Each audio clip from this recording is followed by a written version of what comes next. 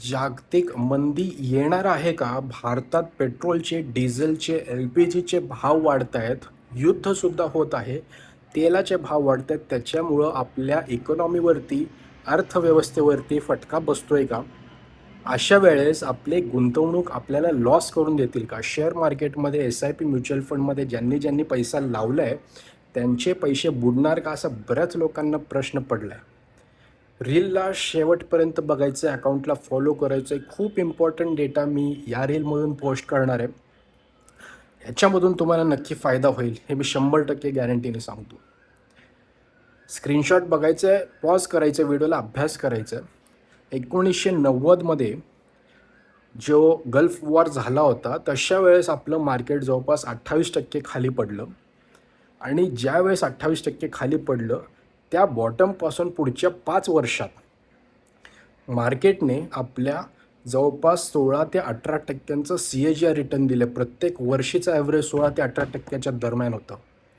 2001मध्ये आपल्या पार्लमेंटवरती अटॅक झालं.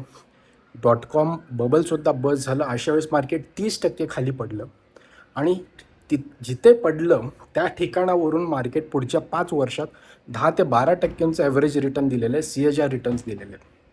2008मध्ये global financial crisis आलं होतं.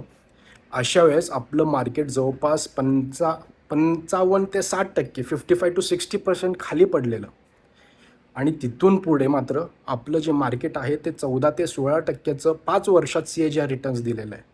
2020मध्ये कोविडमुळे 40% खाली पडलं आणि बॉटमपासून 5 वर्षात मार्केटने 22 ते 24% CAGR रिटर्न दिलं आहे. मित्रांनो, 12%चं CAGR आपले पैसे 6 वर्षात डबल करतं. प्रत्येक 6 वर्षाला.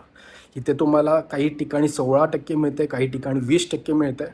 तर लक्षात घ्या, ही अपॉर्च्युनिटी आहे. मार्केट पडलं आहे, इन्व्हेस्टमेंट करायचं असेल, माझा नंबर दिला आहे, कॉन्टॅक्ट करायचं. फायनान्शियल प्लॅनिंग केल्यानंतरच SIPला सुरुवात करायची आहे. ही अपॉर्च्युनिटी मिस करू नका. Thank you very much.